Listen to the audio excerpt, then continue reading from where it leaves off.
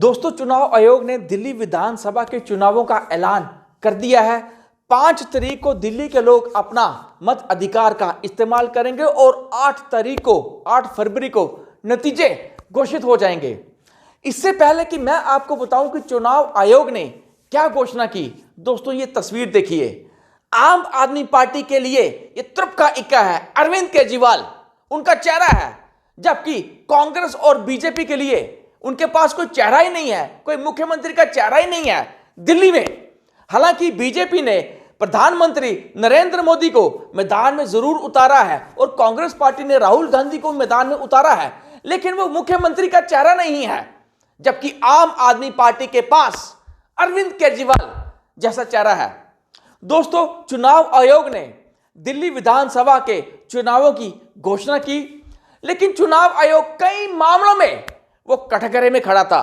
दोस्तों, आपको मालूम होगा कि अरविंद केजरीवाल एक लंबे अरसे से चुनाव आयोग और बीजेपी से लगातार ये सवाल पूछ रहे हैं कि 11,000 वोटरों के नाम आप कैसे कटवा रहे हैं।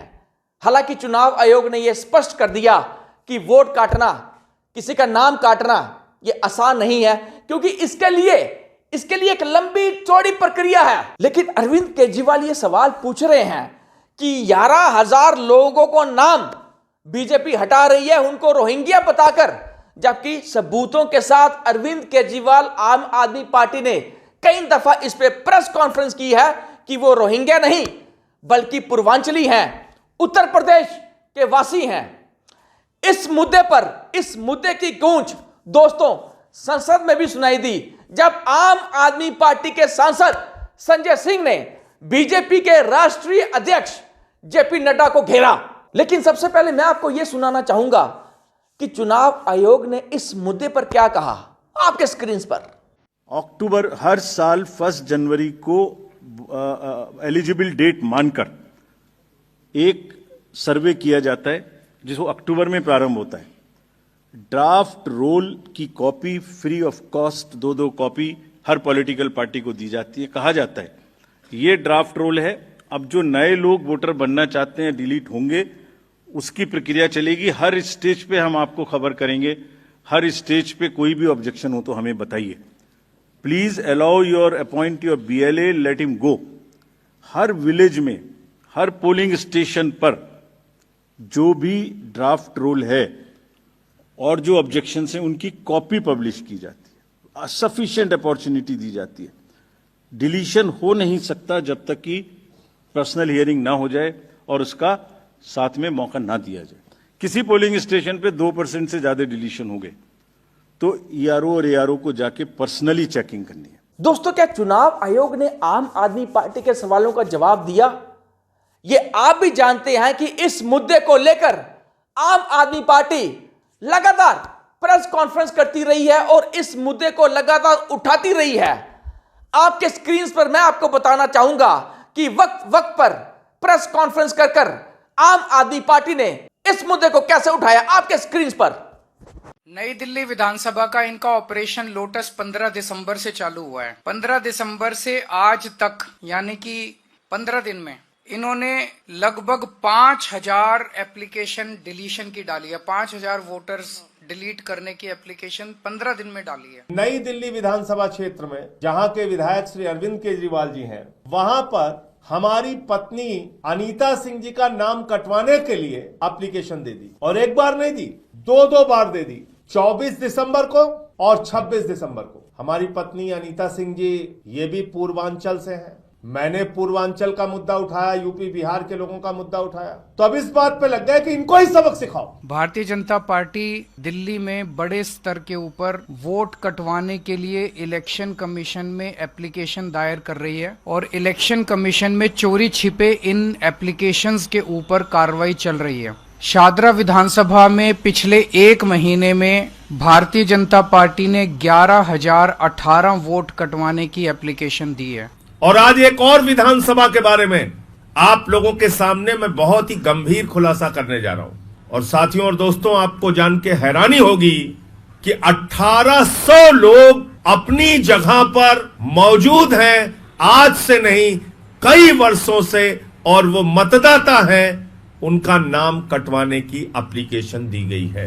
इसका मतलब भारत का निर्वाचन आयोग, प्रधानमंत्री नरेंद्र मोदी और पूरी की पूरी भारतीय जनता पार्टी चुनाव घोटाला करके लोगों के नाम कटवा के आम आदमी पार्टी से चुनाव लड़ना चाहती है। आज हम 7 विधानसभाओं का डेटा और लेकर आए हैं, जहां बड़ी संख्या में एप्लीकेशंस फाइल किए गए हैं लोगों के वोट काटने के लिए, ऐसे लोगों के वोट काटने के लिए जो वर्षों से उसी पते पर रह रहे हैं, जिनके वोट उस पते पर बने हुए हैं, और उन्हीं पर रहते हुए जहां वो रह रहे हैं वहां उनके वोट भारतीय जनता पार्टी कटवा रही है।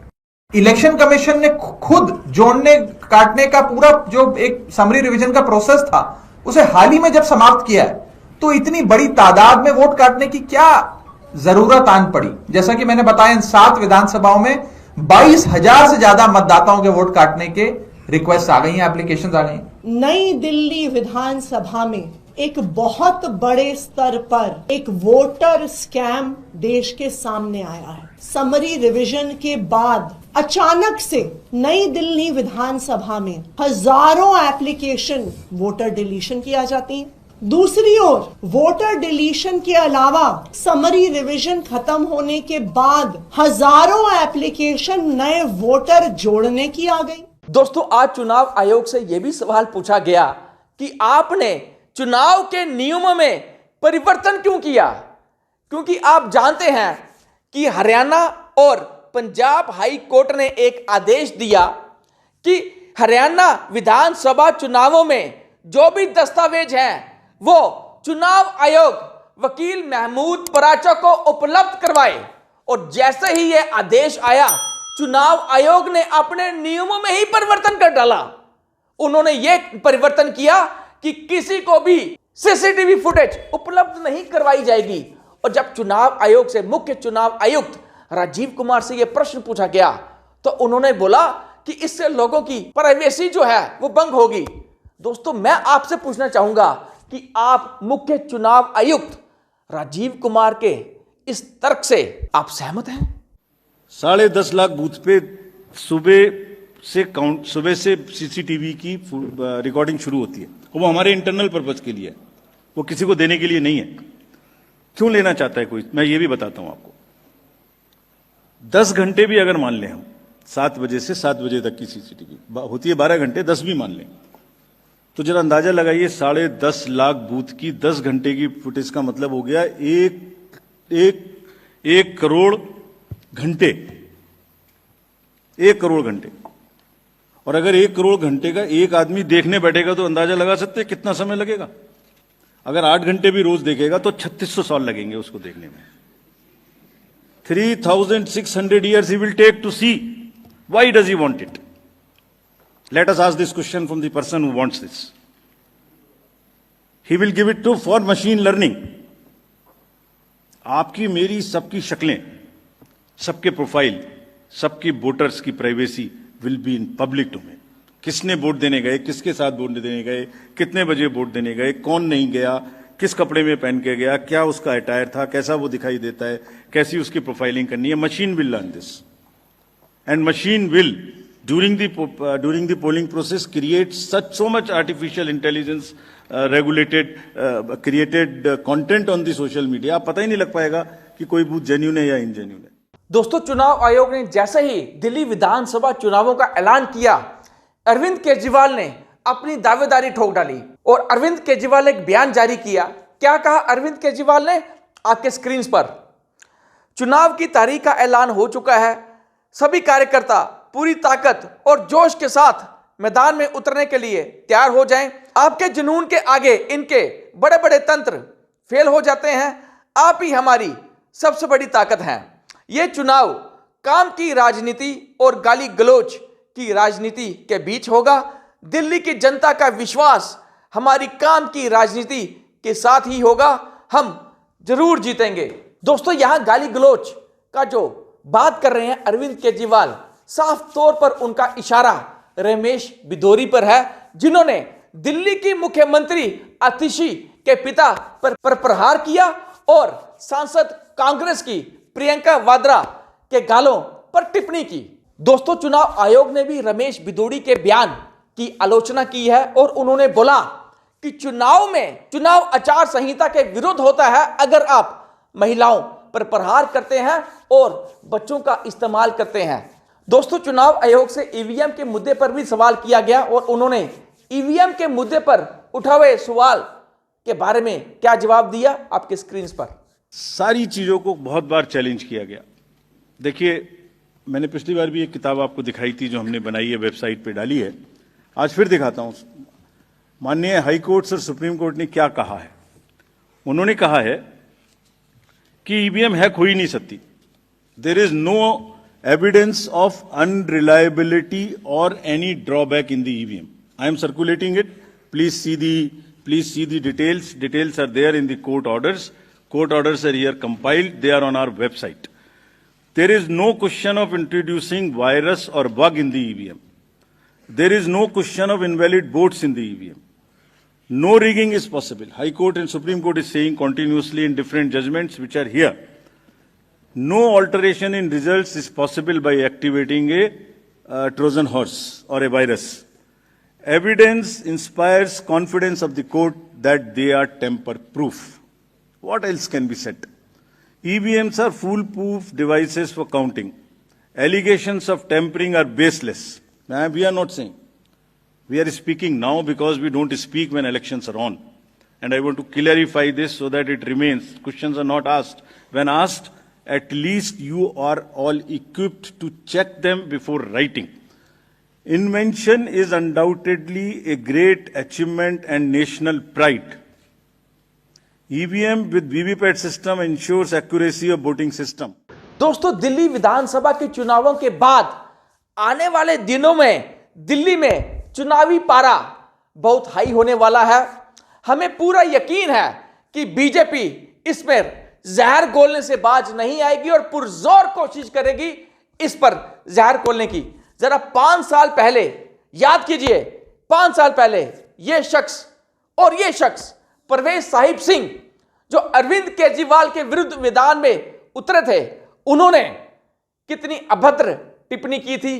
क्या कहा था उन्होंने कि शाहीन बाग के बलात्कारी आपके घरों में घुसकर आपकी बेटियों के साथ बलात्कार करेंगे। और गृह मंत्री अमित शाह ने क्या कहा था कि आप बटन बाबरपुर में दबाना और करंट शाहीन बाग पे लगेगा। दोस्तों, इसलिए अरविंद केजरीवाल ये कह रहे हैं कि इस बार मुकाबला गाली गलौज की राजनीति और काम की राजनीति के बीच होगा। दोस्तों, चुनाव आयोग की प्रेस कॉन्फ्रेंस के बाद आम आदमी पार्टी ने भी एक प्रेस कॉन्फ्रेंस की। क्या कहा उन्होंने आपकी स्क्रीन पर। आज दिल्ली के चुनाव की घोषणा हुई है और दिल्ली के चुनाव की घोषणा जिस दिन होती है उससे पिछली रात को भारतीय जनता पार्टी की केंद्र सरकार ने जो मेरा सरकारी आवास है, जो मुख्यमंत्री आवास है, जो मुझे अलॉट हुआ है मुख्यमंत्री होने के नाते, भारतीय जनता पार्टी की केंद्र सरकार ने मुझे 3 महीने में दूसरी बार उस मुख्यमंत्री आवास से निकालकर बाहर फेंक दिया। चिट्ठी भेजकर मुख्यमंत्री आवास का अलॉटमेंट कैंसिल किया और मुख्यमंत्री आवास एक चुनी हुई सरकार की चुनी हुई मुख्यमंत्री से छीन लिया। 3 महीने पहले भी इन्होंने यही किया था। जब मैं मुख्यमंत्री बनी, मुख्यमंत्री आवास से मेरा सामान, मेरे परिवार का सामान घर से निकाल के सड़क पे फेंक दिया था। भारतीय जनता पार्टी को लगता है कि वो घर छीनने से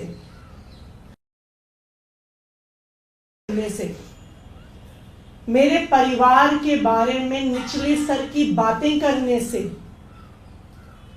इनको लगता है कि ये हमारे काम रोक देंगे, जो हम दिल्ली वालों के लिए काम कर रहे हैं उस काम को रोक देंगे। लेकिन मैं दिल्ली वालों को ये बताना चाहती हूं कि घर छीनने से काम रुकेगा नहीं। ये हमारे घर छीन सकते हैं, ये हमें गालियां दे सकते हैं, लेकिन जो दिल्ली वालों के लिए काम करने का जज्बा हमारे दिल में है, उस जज्बे को नहीं छीन सकते। दोस्तों, बीजेपी और कांग्रेस के पास कोई चेहरा नहीं है दिल्ली विधानसभा में। हालांकि वो जोर शोर में चुनावी मैदान में उतरने के लिए कोई भी कसर बाकी नहीं छोड़ रही हैं। दोस्तों, दिल्ली विधानसभा के नतीजे राष्ट्रीय राजनीति पर एक बहुत बड़ा असर छोड़ने जा रहे हैं, क्योंकि बीजेपी जिस तरह हरियाणा और महाराष्ट्र चुनाव जीती है, क्या वो दिल्ली जीतकर हैट्रिक लगा पाएगी? क्या काम की राजनीति इस बार हारेगी या जीतेगी? फैसला आपके हाथ में। आपका बहुत बहुत शुक्रिया।